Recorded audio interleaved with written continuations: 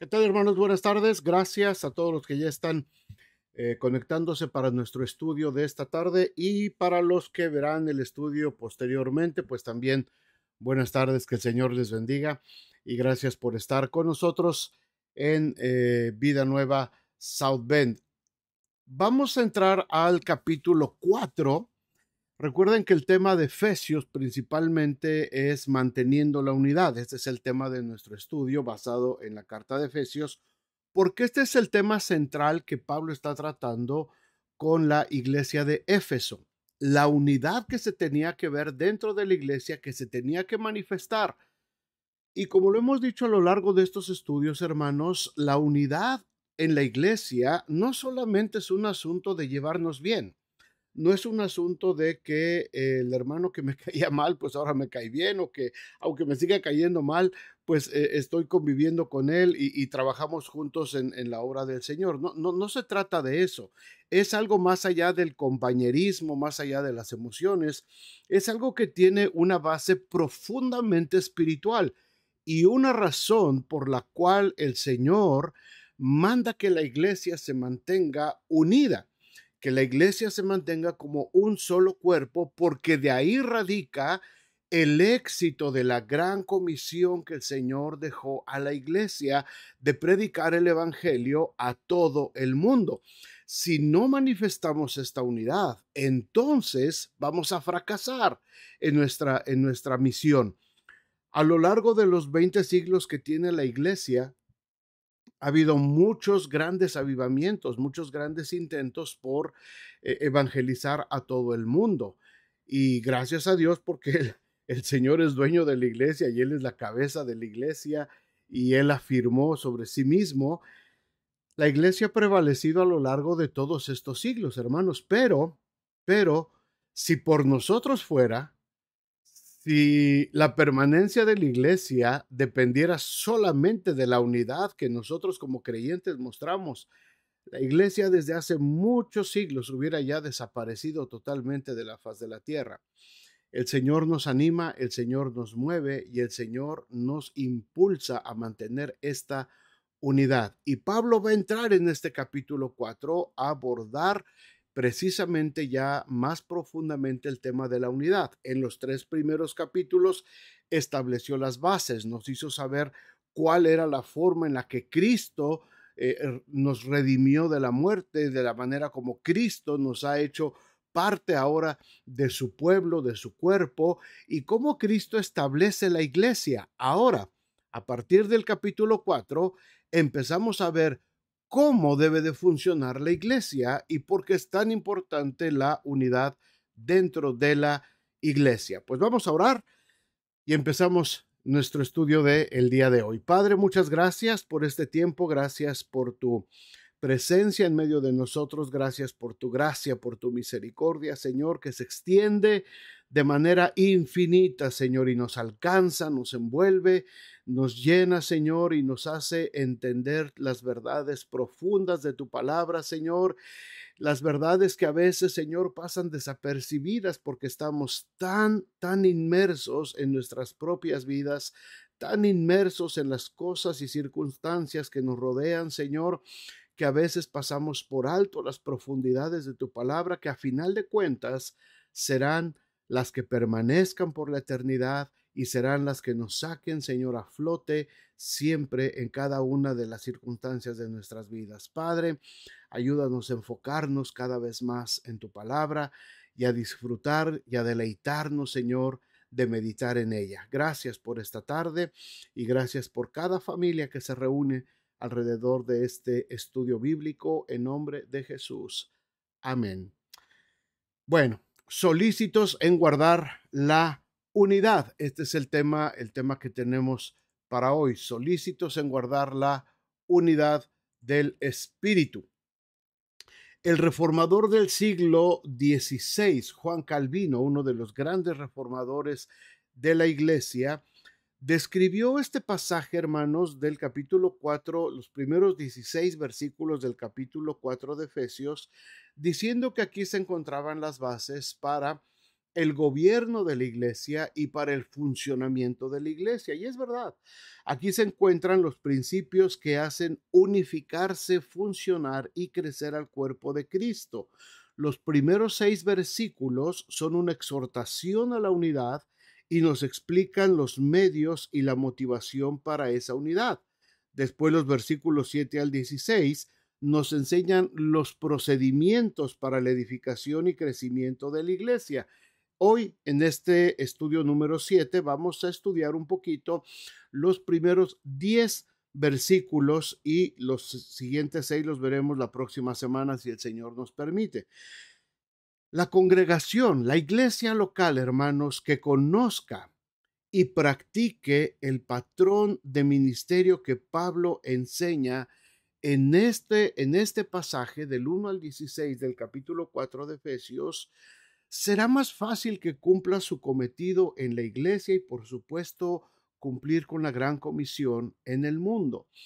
Si como iglesia, hermanos, como cristianos, logramos entender, aplicar y vivir dentro de nuestra iglesia estos principios que vamos a estudiar el día de hoy y la próxima semana, será mucho más fácil y será mucho más espiritual poder cumplir con el propósito de Dios. Muchas veces, hermanos, el asunto de la gran comisión, el asunto del crecimiento de nuestras iglesias, está muy centrado en nuestros esfuerzos humanos, en nuestras actividades, en nuestros eventos, en que si salimos a evangelizar toda la iglesia, en que si se pelean unos con otros porque yo sí salí, tú no saliste, y este sí fue y este no me acompañó y nadie se involucra.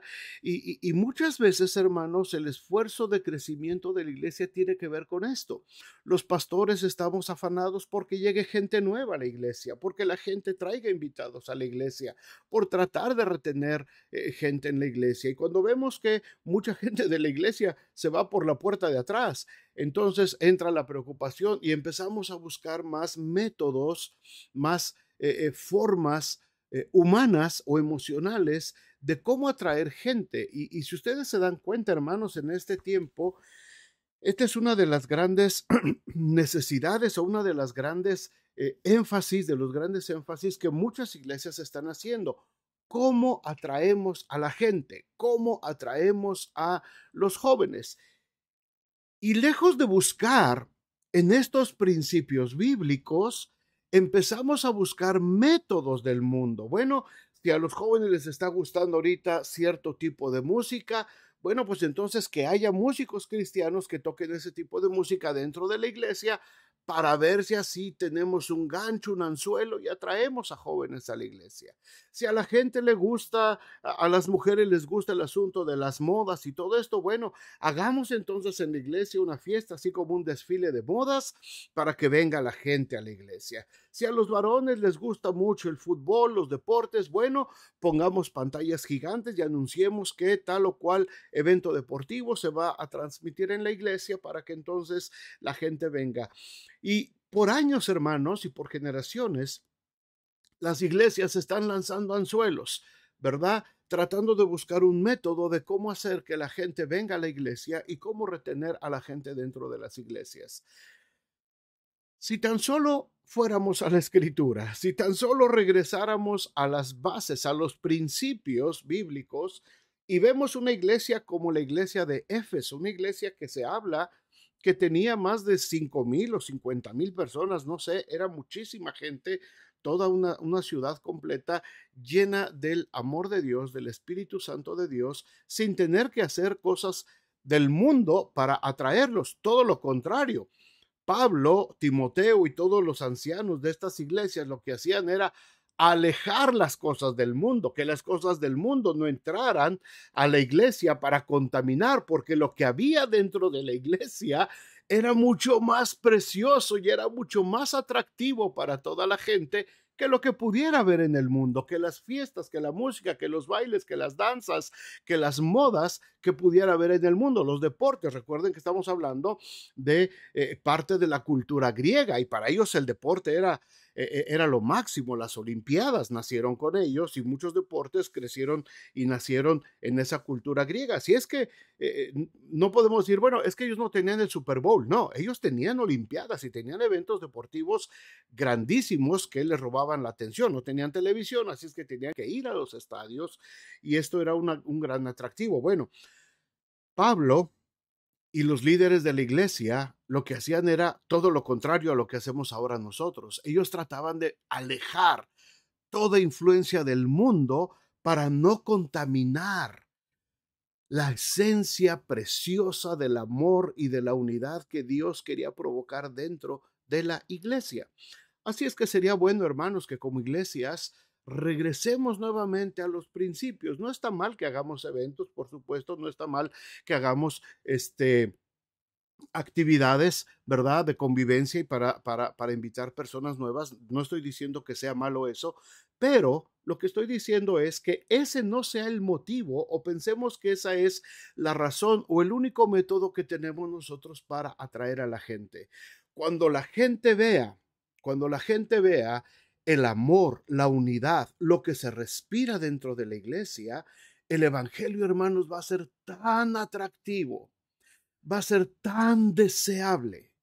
El querer ser parte de la iglesia va a ser algo tan anhelado por toda la gente que no tendremos necesidad de estar trayendo, como una vez dijo Marco Barrientos, trayendo incienso del altar de Satanás para presentarlo en el altar de Jehová de los ejércitos en nuestras iglesias. Jesús dijo, en esto conocerán que sois mis discípulos, en que os améis unos a otros. Y lo que hacía deseable, hermanos, el evangelio en tiempos tan difíciles como el primer siglo del que estamos hablando, y esta iglesia de Éfeso y en Jerusalén y en Antioquía y en Macedonia y en Tesalónica y en Corinto y en Colosas y en todas esas ciudades donde estaba creciendo el evangelio. Recuerden que ellos estaban creciendo bajo una tremenda persecución. Ser cristiano era riesgo de muerte cuando estamos estudiando esto. Aún así, la gente, para ellos era deseable ser parte de este movimiento porque les estaba dando una identidad y les estaba dando un amor y les estaba dando una convivencia con otras personas que no habían podido tener en el mundo, aún en el mundo romano, en el mundo griego, con todas sus ventajas y con toda su pompa y circunstancia que tenían. No habían podido tener lo que se respiraba dentro de la iglesia: redención, amor, sanidad, vocación de servicio, mansedumbre, todo lo que se vivía dentro de la iglesia. Así es que esto era deseable para todos ellos y es bueno que regresemos entonces a la base, guardando la unidad. Vamos a ver los primeros versículos de este capítulo 4. Estos versículos, los primeros 6 versículos, muestran la preocupación principal de Pablo cuando escribió la carta. ¿Qué era? Lograr la unidad de la iglesia en Éfeso, resolver la tensión entre miembros judíos y no judíos. Ese era el reto principal de las iglesias del primer siglo. ¿Por qué? Porque su mentalidad, su estilo de vida, sus normas de conducta eran muy diferentes. Cada grupo se sentía superior al otro y sus prejuicios y odio brotaban después de siglos de vivir aislados entre sí. Recuerden que toda la historia desde siglos atrás, los judíos habían vivido totalmente separados de toda la gente y no se contaminaban con los demás, y los gentiles tampoco se contaminaban con los judíos. Así es que Pablo insistía en que todos los creyentes de cualquier trasfondo disfrutan de la misma posición espiritual y celestial. Sin la gracia de Dios nadie puede recibir el perdón. Pablo enseñó que la muerte de Cristo destruyó las barreras que separaban a los seres humanos. Si recuerdan, en el capítulo 1, Pablo ora pidiendo que todos comprendieran estas verdades. En el capítulo 3, pidió a Dios en la segunda oración que aprendieran todas las dimensiones del amor de Cristo para que Dios fuera glorificado a través de la unidad. Además de enseñar y orar, ahora Pablo está exhortando a la iglesia respecto a estas responsabilidades. Proveer a los cristianos los conocimientos necesarios para que tomen decisiones correctas es imprescindible en el ministerio. Por eso damos estos estudios bíblicos en la iglesia, porque a través de estos estudios bíblicos, a través de la predicación, estamos dando las instrucciones de la palabra de Dios para que se pueda desarrollar perfectamente la obra de la iglesia, lograr nuestra gran comisión que todos anhelamos.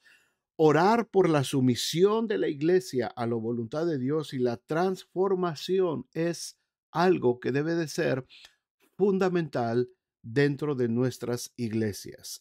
También los creyentes necesitan obedecer lo que Dios manda, ¿verdad? Así es que aquí hay deberes de la congregación que empezamos a ver desde el capítulo 3 y vamos a ver hasta el final de la carta de Efesios.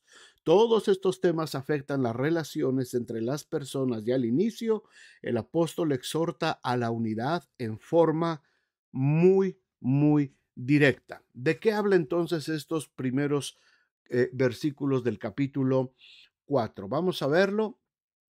Si me acompañan, abran sus Biblias en Efesios 4 y vamos al versículo 1. Dice, déjenme ponérselos aquí. Aquí está y aquí estoy. Efesios 4:1.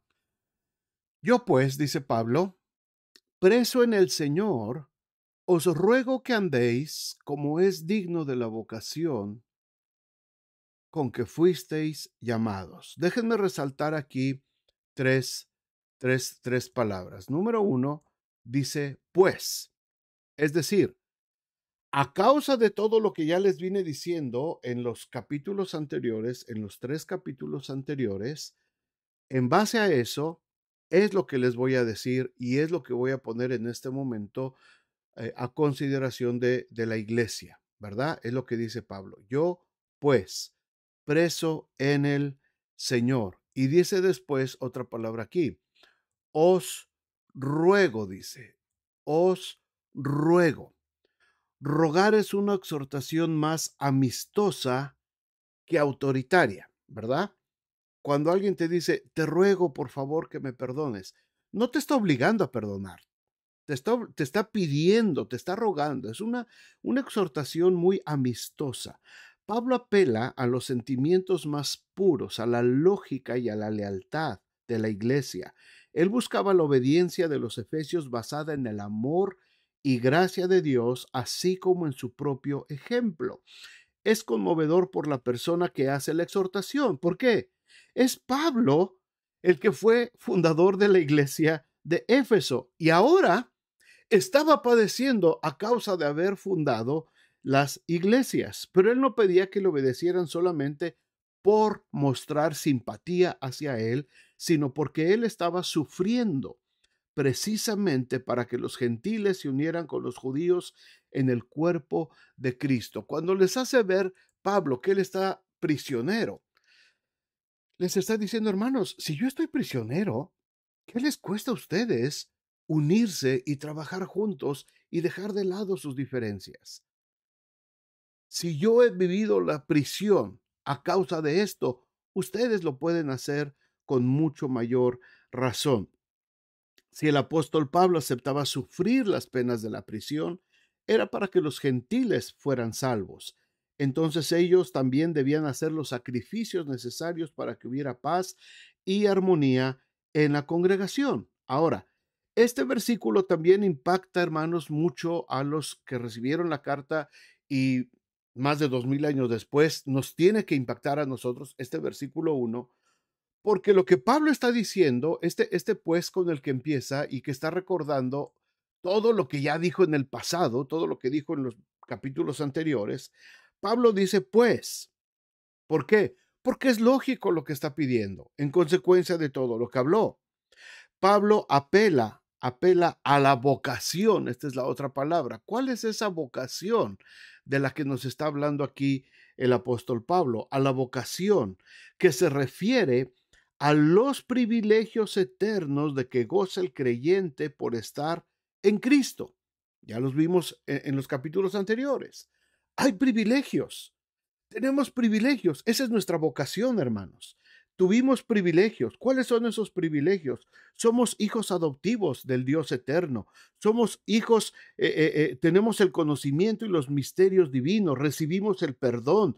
Somos el tesoro que Dios ha heredado. Estamos sellados con el Espíritu Santo como su eterna propiedad. Hemos pasado de muerte a vida. Hemos pasado de un mundo corrupto a lugares celestiales. Pasamos de la esclavitud de Satanás y de su naturaleza pecaminosa a la libertad de la nueva creación y de las buenas obras que Cristo hace por medio de nosotros. Somos miembros de una nueva comunidad y ahora tanto judíos como gentiles, como mexicanos, centroamericanos, sudamericanos, norteamericanos, coreanos, africanos, asiáticos, todos componemos la morada de Dios en el mundo, hermanos. Esto es una nueva vocación. Ya no se trata de mis principios personales, ya no se trata de lo que yo soy, ya no se trata de mi contexto cultural, ya no se trata de que yo vengo de una cultura así y tú vienes de otra cultura así, ya no se trata de eso, se trata ahora de una misma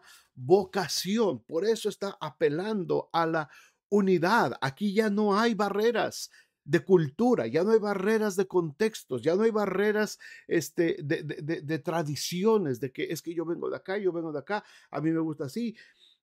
Los que somos de países grandes como México, por ejemplo, bueno, en México es un mosaico de culturas, es un solo país, pero es un mosaico de culturas y los de un estado son muy diferentes al otro y tenemos nuestras diferencias en comida, en forma de hablar, en costumbres, en tradiciones, en fin, es un mosaico y si lo vamos multiplicando por cada país, hermanos, todos somos diferentes y como dice el dicho, cada cabeza es un mundo. Ahora, ¿cómo hago que cada una de esas cabezas, que cada uno de esos contextos, que cada uno de esos antecedentes culturales, folclóricos, nacionales, hasta de lenguaje, cómo hago que todo esto converja en una unidad llamada iglesia? Qué tremendo es este concepto, hermanos. Qué importante y qué profundo y qué grueso está esto. ¿Cómo hizo Jesús para que todos pudiéramos converger en una iglesia, en una unidad, en un cuerpo y manifestarlo? ¿Se dan cuenta, hermanos, de la importancia de la iglesia? ¿Se dan cuenta de por qué es tan importante ahondar en el concepto de iglesia y no perder de vista el concepto de iglesia? No perder de vista cuando Hebreos dice, por favor, no dejen de congregarse como algunos tienen por costumbre. ¿Por qué? Porque la fuerza del evangelio, hermanos, el impacto del evangelio para el mundo viene a través de la iglesia, no viene a través de esfuerzos individuales, no viene a través solamente de un gran evangelista. Si se dan cuenta, todos esos grandes evangelistas de los 60, 70, esas grandes carpas y esos grandes avivamientos en los estadios, ¿dónde están? ¿Por qué pasaron? ¿Por qué terminaron? Porque eran esfuerzos individuales. Porque era solamente un esfuerzo individual, no fue la iglesia. ¿Qué es lo que permanece hasta el día de hoy? La iglesia, la fuerza de la iglesia. ¿Cuánto tiempo tiene de fundada, por ejemplo, la iglesia bautista? ¿Cuánto tiempo tiene de fundada la iglesia metodista? ¿Cuánto tiempo tiene de fundada la iglesia presbiteriana? ¿Cuánto tiempo de que empezó el movimiento pentecostal? Han pasado 100, 200, 300, 400 años y aquí estamos. Aquí está la iglesia.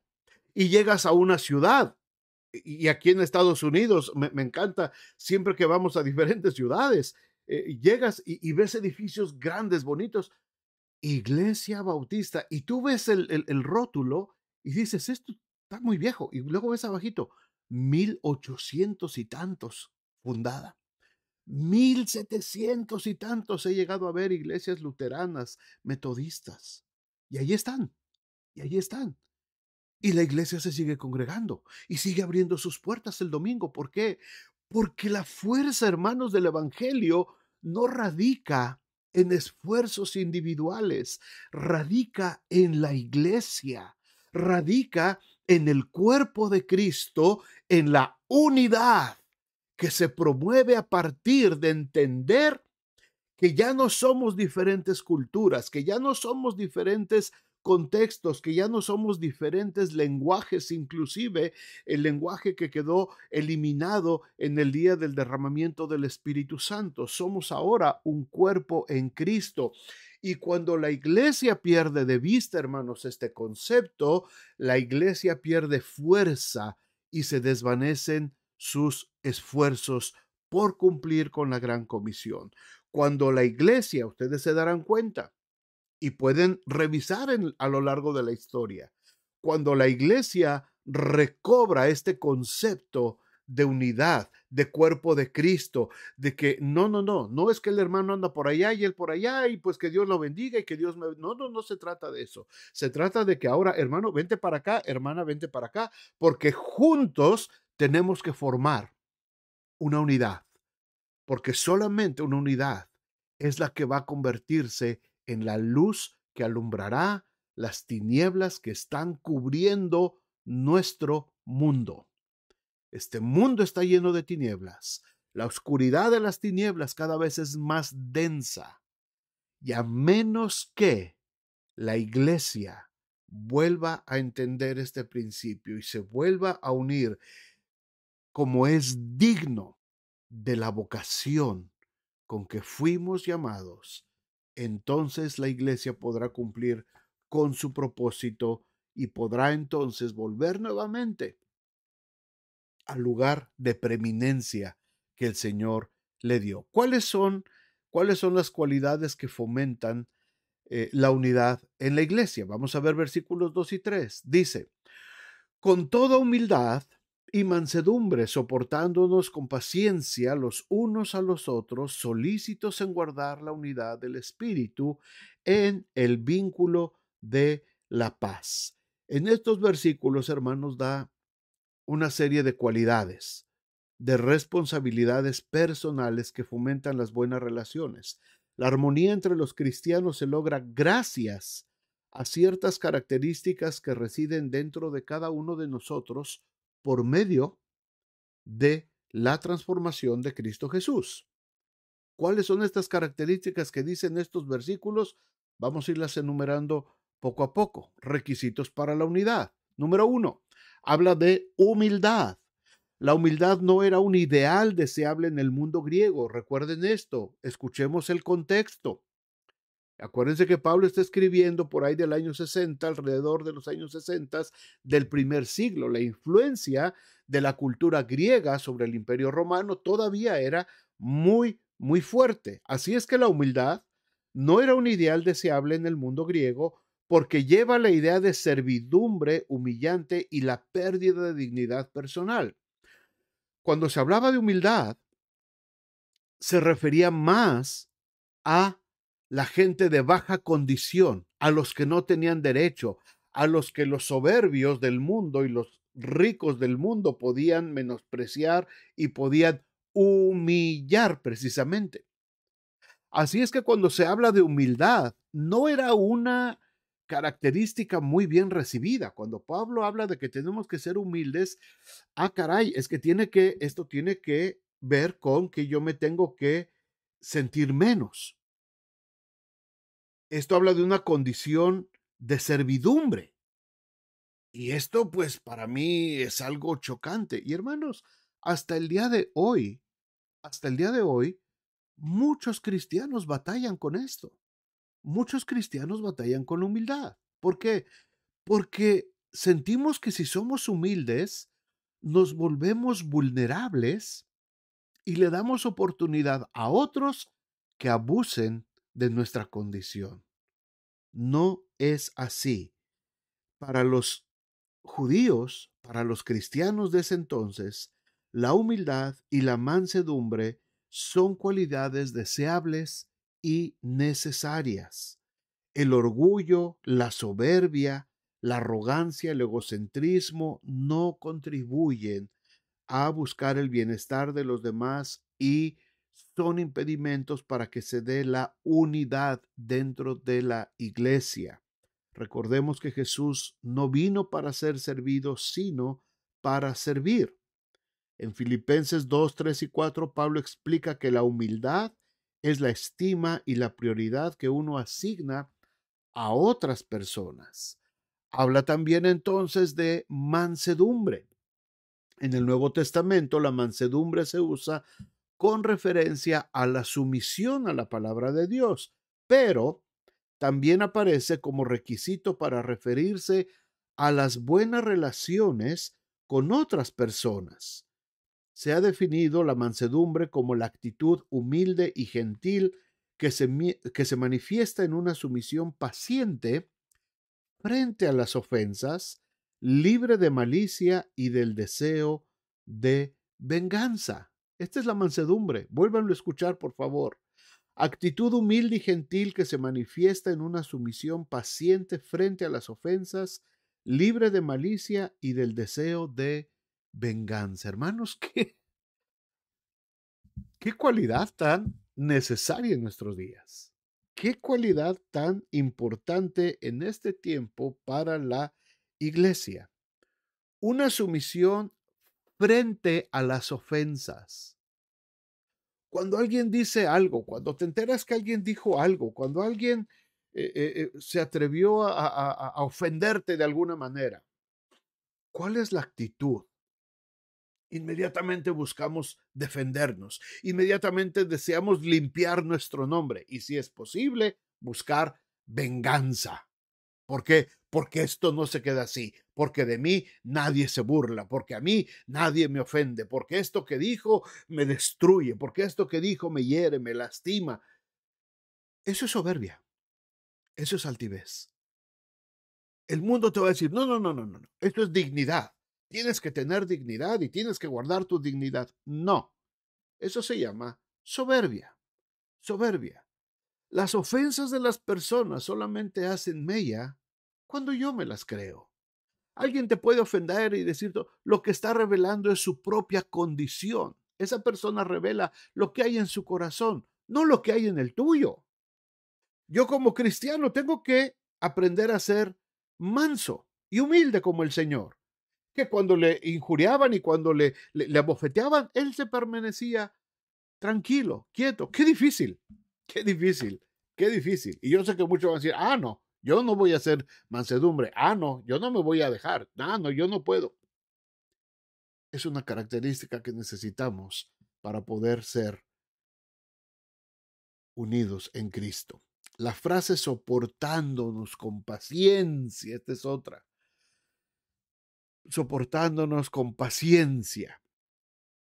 Asume que alguno ha ofendido al creyente. Los creyentes no siempre se tratan con sabiduría, con bondad, con gentileza. El sustantivo que aparece en esta frase significa, la que está arribita, longanimidad. ¿Qué es longanimidad? Lo hemos escuchado muchas veces en las predicaciones. La longanimidad es la capacidad de soportar por mucho tiempo el agravio. Eso es longanimidad. Y el Señor nos pide, curiosamente, que tengamos longanimidad, que seamos longánimes. Es decir, que aguantemos por mucho tiempo los agravios.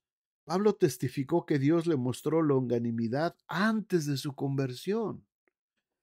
Pablo ofendió al Señor, ofendió a la iglesia por mucho tiempo, años, años.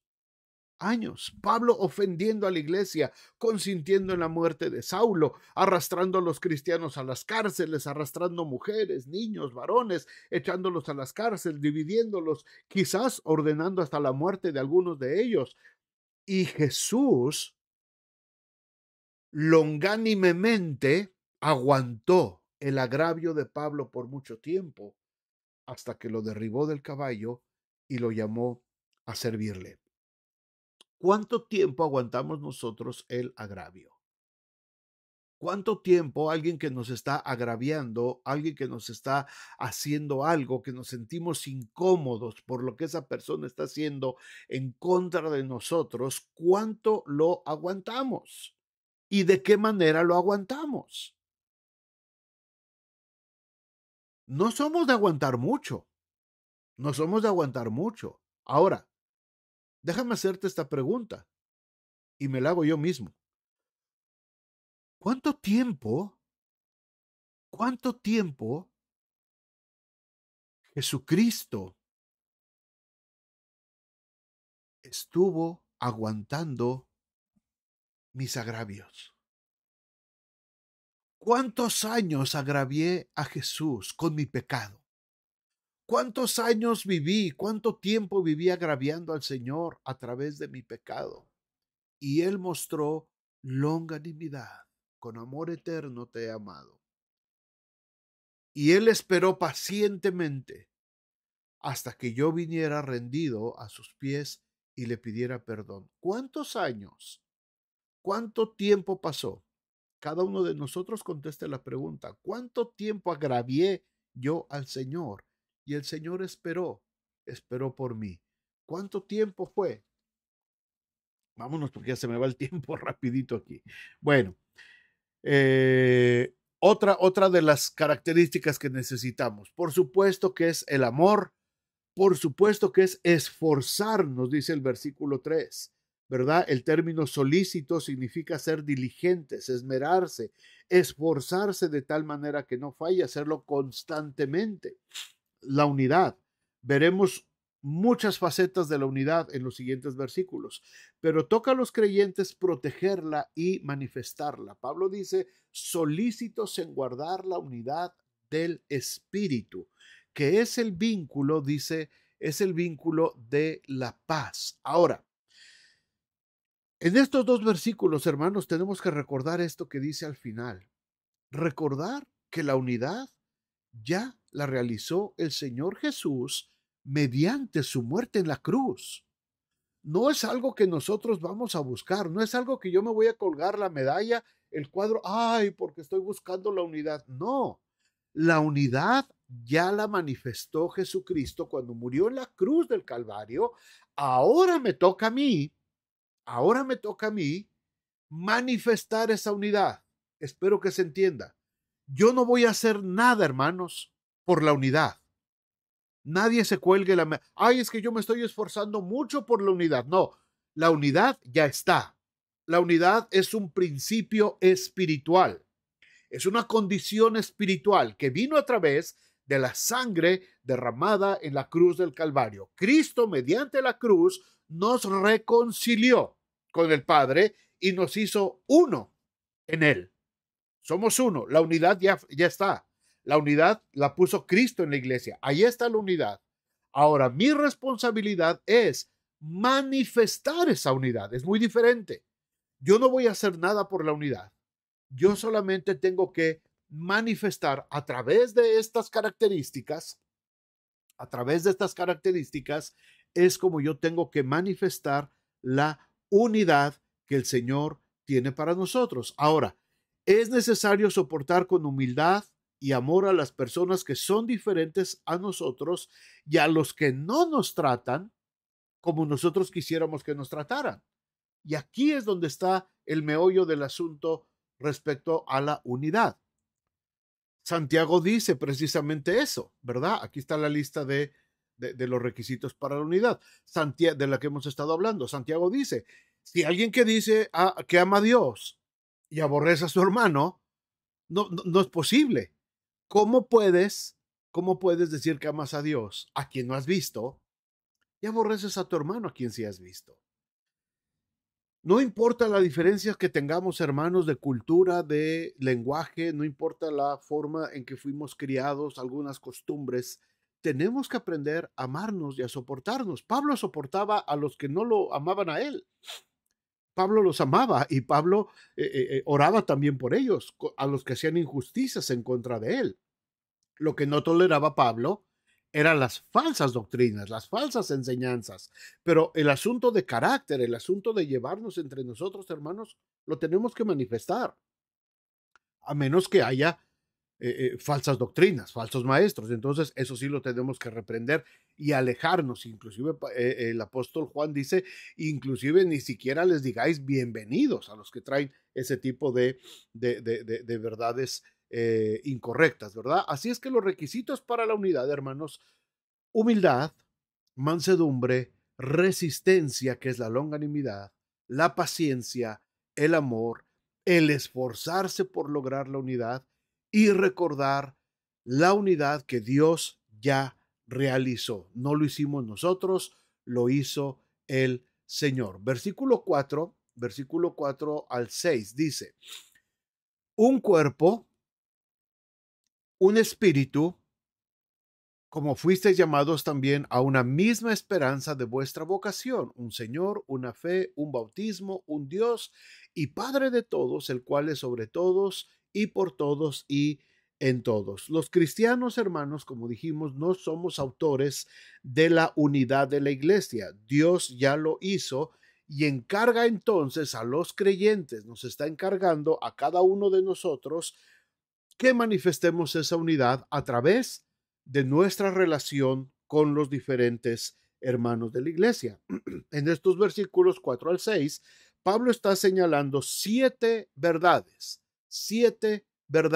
muy importantes que unen a los cristianos, y repasa estas enseñanzas para motivarnos, para que nosotros aprendamos a cumplir los deberes que se marcaron en los versículos anteriores. Vamos a ver cuáles son estas condiciones. Acompáñenme ahí también, del versículo 4 al 6. ¿Cuáles son? Número 1 dice que somos parte de un cuerpo. Por supuesto, se refiere a la iglesia, la cual Jesucristo es la cabeza. Los cristianos están unidos como los miembros del cuerpo humano y deben apoyarse mutuamente, sentir juntos las penas, alegrías, funcionar como un solo hombre para cumplir la voluntad de Dios. Este concepto de cuerpo, hermanos, qué importante es en la iglesia. El poder, y ahora gracias a Dios con la facilidad que tenemos de las comunicaciones. Nada nos cuesta mandar un mensaje a un hermano: ¿cómo estás? No te vi, ¿estás bien? ¿Puedo hacer algo por ti? O hermanos, estoy en un aprieto, en una necesidad, en una aflicción, por favor, oren por mí. Hermanos, tenemos que ser más comunicativos, somos demasiado fríos, a pesar de que tenemos los más avanzados medios de comunicación en este tiempo. Somos demasiado fríos. Yo pongo mensajes a veces en la iglesia, mensajes de vamos a orar por esta familia, por este hermano, por esta situación. Por ejemplo, en Facebook lo ponemos. Y es un arma tecnológica que la iglesia de Éfeso no tenía. Lo hubieran querido tener. Ellos no podían enterarse tan rápido. Nosotros lo ponemos y 2 o 3 hermanos llegan a poner un comentario, llegan a preocuparse por esa persona. Ánimo, estoy contigo, no te desanimes, aquí estoy. Pero ves, porque pues Facebook te deja ver cuántas personas vieron el mensaje, cuántas supieron de esa necesidad. Y fueron 70, 80 personas y solamente hay 3 o 4 mensajes de apoyo, de unidad, de decir: aquí estoy contigo, hermano, para sufrir juntos, aquí estoy contigo para que oremos juntos. Mira, la palabra de Dios dice esto, para animarnos unos a otros. Somos un cuerpo, pero muchas veces cuando el dedo se machuca, al resto del cuerpo le importa un cacahuate. Y si el pie está doliendo, pareciera que al resto del cuerpo no le importa. En nuestros cuerpos no es así, hermanos. Aun cuando tengas una pequeña uñita aquí rota de la uña más pequeña de tu mano y te duele, todo tu cuerpo se siente en un malestar. No te sientes a gusto, sientes dolor, te sientes incómodo porque tienes algo. Hermanos, somos un cuerpo en Cristo. Somos un cuerpo y tenemos que procurarnos juntos las penas, las alegrías, el funcionar como un solo hombre para poder cumplir el propósito de Dios. Dice también estos versículos que tenemos un solo espíritu. Se refiere, por supuesto, al Espíritu Santo de Dios. que mora en cada creyente y hace que la iglesia sea el templo, morada de Dios en el mundo. Está en el creyente para transformarlo y producir fruto que purifica las relaciones en la iglesia: amor, gozo, paz, paciencia, benignidad, bondad, fe, mansedumbre y templanza, el fruto del Espíritu. Tenemos una misma esperanza, hermanos. Esto enfoca el futuro de los cristianos. Los creyentes tienen un mismo destino y vamos a disfrutar de las mismas bendiciones que Pablo señaló en los capítulos anteriores, ¿verdad? Vamos al mismo lugar. Vamos al mismo lugar, vamos a pasar la eternidad juntos. Estamos esperando juntos el regreso de Cristo por la iglesia. Tenemos que estar unidos y tenemos que aprender a amarnos, porque vamos al mismo lugar y vamos a estar juntos por toda la eternidad. Pero también compartimos un solo Señor, Jesucristo, de quien todos los creyentes son siervos. Él es la cabeza de la iglesia. Él tiene el señorío sobre todos los suyos. El propósito de Dios es moldearnos a todos a la imagen de Jesucristo. Compartimos también una sola fe, la fe en el sacrificio de Jesús en la cruz. Tanto judíos como gentiles teníamos la misma culpabilidad. Seas de donde seas, teníamos la misma culpabilidad del pecado y estábamos bajo el juicio de Dios. Pero ahora, a través de esta sola fe, hemos sido justificados por medio de ella con el Señor. Compartimos un bautismo, no solamente el bautismo en agua, también el bautismo en el Espíritu Santo, con el que fuimos sellados y con el que el Espíritu Santo nos unió en el mismo cuerpo. Y la lista termina diciendo que tenemos un Dios también y un Padre verdadero. Las personas, hermanos, que reciben a Cristo Jesús como Señor y Salvador, de cualquier nacionalidad, cultura o idioma, se han sometido al mismo Dios y por eso estamos unidos. Estamos unidos con todos los cristianos alrededor de todo el mundo. Nos caigan bien o nos caigan mal. Es un solo cuerpo. Los hermanos de un solo padre pueden ser muy diferentes en aspecto, habilidades, intereses, comportamiento, pero no dejamos de ser hijos de un mismo padre, de un mismo padre. Y los últimos versículos de esta primera frase, hermanos, versículos 7 al 10. Déjenme ponérselos aquí. Versículo 7. Pero a cada uno de nosotros fue dada la gracia conforme a la medida del don de Dios. Y aquí empieza a hablar de un tema bien interesante que lo va a seguir desarrollando en los siguientes versículos. Por lo cual dice, subiendo a lo alto, llevó cautiva la cautividad y dio dones a los hombres. Y eso de que subió, ¿qué es? Sino que también había descendido primero a las partes más bajas de la tierra. El que descendió es el mismo que también subió por encima de todos los cielos para llenarlo todo. Hermanos, pensemos en esto, pero pensemos en esto bajo la base de la iglesia, no bajo la base individual de cada uno de nosotros como cristianos individuales, sino como iglesia.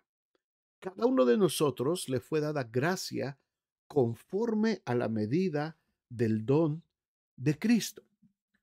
Todos recibimos poder del Espíritu Santo. Ahora muchos de las películas que vemos de superhéroes y todo esto que se está llenando, ¿verdad? El cine. Pues a muchos nos gusta este tipo de películas, a nuestros hijos les encantan, ¿verdad? Lo ven mucho. Y nos gusta ver gente superdotada que tiene poderes, ¿verdad? Y uno tiene mucha fuerza y el otro se hace grandote y el otro saca una redecita y el otro vuela y el otro se hace transparente, en fin, poderes. Y muchos hemos fantaseado, y no sé si seré el único, pero yo creo que muchos hemos fantaseado ay, a mí me gustaría tener tal o cual superpoder, como tal o cual superhéroe de los que vemos en la televisión. Y a mí me gustaría hacer esto y para poder hacer esto y esto. Pero hermanos, cuando vemos este versículo, cuando vemos este versículo, a cada uno de nosotros le fue dada gracia. Es decir, nos fue dado un poder sobrenatural conforme a la medida del don de Cristo. Lo que pasa es que no los hemos aprendido a usar. Lo que pasa es que no los hemos aprendido a desarrollar. Y no estoy hablando de dones, de que podamos volar o que podamos tirar una pared de un golpe. Estoy hablando de poder transformar el mundo en el que vivimos de tinieblas a luz. Estoy hablando de tener el poder, de poder traer a aquellos que están en cadenas de oscuridad y que están en calabozos de pecado y de iniquidad, traerlos a la luz admirable de Cristo Jesús. Ese sí es un poder. Eso sí es un verdadero poder. Ese sí es un poder real. No es una ficción, no es una película, no es poder volar, es poder tener la autoridad que Cristo nos ha dado por medio de su divino poder para poder ser testigos de Él en todo el mundo y poder traer, arrancar de las tinieblas y traer a la gente a su luz admirable. ¿Por qué? Por lo cual dice, subiendo a lo alto, llevó cautiva la cautividad y dio dones a los hombres. Y eso de que subió, ¿qué es? Sino que también había descendido primero a las partes más bajas de la tierra. El que descendió es el mismo que también subió por encima de todos en los cielos para llenarlo todo. Y aquí, hermanos, el apóstol Pablo está haciendo una referencia al Salmo 68:18 y está evocando una situación que se veía mucho en el tiempo de los reyes, en el tiempo de las grandes conquistas, cuando un rey iba a la guerra y el rey sometía a una nación y el rey tenía autoridad sobre el otro rey al que había derrotado. Entonces, al terminar la guerra, siempre venía un desfile victorioso. Quizás lo han visto ustedes en algunas películas de esas antiguas, de las épocas medievales y las guerras antiguas. Siempre termina con un desfile majestuoso en el que el rey, con toda su majestad, su ropa real, su capa, su corona, viene en un caballo blanco, ¿verdad? Seguido por todos sus capitanes, sus generales del ejército, por todo el ejército, y después vienen los carros llenos con el botín que fueron a ganar en la guerra, y hasta atrás vienen encadenados los prisioneros que tuvieron del ejército enemigo y en ocasiones traen al rey enemigo, lo traen encadenado, humillado, casi desnudo, lo traen para humillarlo. Este desfile, hermanos, este desfile al que Pablo está haciendo evocación aquí, de cómo el Señor dice que subió y llevó cautiva la cautividad, es decir, tomó la autoridad sobre el enemigo, tomó la autoridad sobre Satanás, sobre todas sus legiones y los apresó, ¿verdad?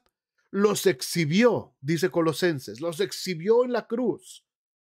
Puso ahí el acta de decretos que nos era contraria y exhibió a las potestades y principados para darnos a nosotros la autoridad. Así es que Jesús bajó a la tierra, a las profundidades de la tierra, siendo rey, conquistó a través de la humildad, a través de su mansedumbre, a través del servicio, a través de haber tomado la forma de hombre y hecho obediente hasta la muerte y muerte de cruz, y toma la victoria para nosotros.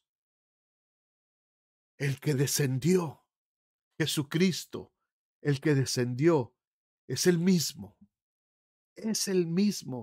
que también subió por encima de todos los cielos para llenarlo todo. Y cuando habla de ese todo, hermanos, está hablando de la iglesia. Está hablando de la iglesia. ¿Se dan cuenta de la importancia, hermanos, de la unidad de la iglesia? pero basada en estos principios espirituales. No se trata de que me caes bien, me caes mal. No se trata de que vamos a hacer una actividad solamente para llevarnos bien entre todos. Se trata de entender el principio espiritual. Se trata de entender lo que Cristo ya hizo por nosotros y que ahora nos toca a nosotros poderlo manifestar. Esforzarnos por manifestar, solícitos en guardar la unidad, solícitos, es decir, con diligencia, con prestancia. El hermano me ofendió, ok, no importa, lo perdono. El hermano está, no importa, lo perdonamos, vente, no importa, vente, hey, oye, tuvimos un encontronazo, no importa, vamos adelante. ¿Por qué? Porque tenemos una misión que cumplir, tenemos una gran comisión que tenemos que desarrollar y tenemos que estar unidos para poder lograr esa comunión. Cristianos individuales, los cristianos que dicen, no, yo no necesito de la iglesia, porque la iglesia pura gente chismosa, pura gente hipócrita, yo soy cristiano en mi casa, yo soy cristiano y yo leo mi Biblia y yo le oro a Dios y yo soy cristiano y me porto bien y no necesito a la iglesia. No entendiste lo que es ser cristiano, no sabes lo que es ser cristiano. No hay cristianos individuales, no hay esfuerzos individuales. Dios estableció un principio y le dijo a Pedro, tú eres Pedro, esta es mi iglesia, esta es mi iglesia. Y las puertas de la muerte del Hades no prevalecerán sobre ella. No sobre ti, Pedro, sobre la iglesia. Este es el principio de la iglesia. Y por eso es tan importante la iglesia. Y por eso es tan importante congregarnos y ser parte y unirnos, porque solamente el cuerpo de Cristo unido podrá manifestar la luz del Evangelio y podrá arrasar con las tinieblas y podrá entonces ayudar a que la cautividad sea llevada cautiva a los pies de Cristo Jesús. Padre, muchas gracias por estos primeros 10 versículos del capítulo 4 de Efesios. Señor, qué importantes características y qué importantes fundamentos doctrinales, teológicos has establecido a través de estos versículos. Padre, los tomamos, los meditamos en nuestro corazón y te rogamos que a través del Espíritu Santo los podamos poner en práctica y los podamos manifestar como iglesia, como iglesia. Y que todos entendamos, Señor, que por más que queramos hacernos a un lado, por más que queramos apartarnos, la iglesia es la que tiene que prevalecer. Y la iglesia será la que prevalecerá. Y tú no vendrás por cristianos individualmente. No tendrás un tiempo de rapto para cada quien en particular. Vienes por una iglesia pura, sin mancha, sin arruga, delante de ti. Y la esposa y el cordero dicen, amén, amén. Ven, Señor Jesús, ven por tu iglesia. Gracias, Señor, por este tiempo. Amén. Hermanos, pues muchas gracias. Que Dios les bendiga. Por favor, mediten mucho en estos versículos. Y no solamente mediten, sino hagamos todos lo que corresponde que hagamos para que el Señor se manifieste a través de nosotros en la iglesia. Si el Señor permite, nos vemos el domingo en nuestra reunión. Dios les bendiga.